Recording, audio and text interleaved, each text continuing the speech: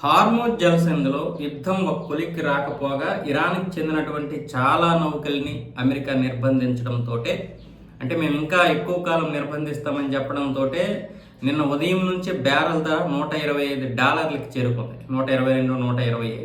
2022 తర్వాత అత్యధికంగా చేరుకున్న సందర్భం అదే.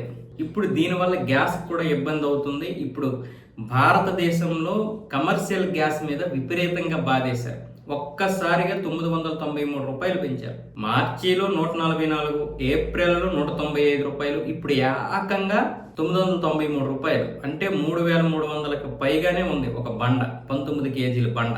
సో ఇలాంటి నేపథ్యంలో కమర్షియల్గా ఆ హోటల్స్, రెస్టారెంట్లు వ్యాపారం ఏ విధంగా ఉంటుందో తెలియదు, కానీ డొమెస్టిక్ మాత్రం ఆ విధంగానే ఉంది. డొమెస్టిక్ మీద ఎటువంటి పెంపు ఉండదని కేంద్రం అయితే చెబుతుంది, గ్యాస్ కంపెనీలు కూడా చెబుతున్నాయి.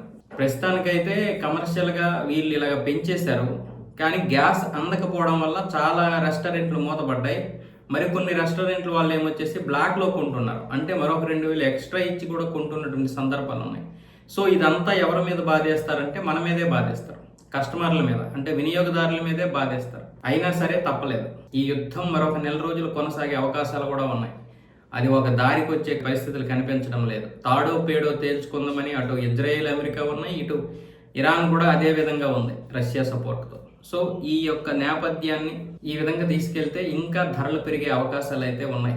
కాబట్టి ఇప్పటి నుంచే జాగ్రత్త పడడం తప్ప మనకు మరొక మార్గం లేదు.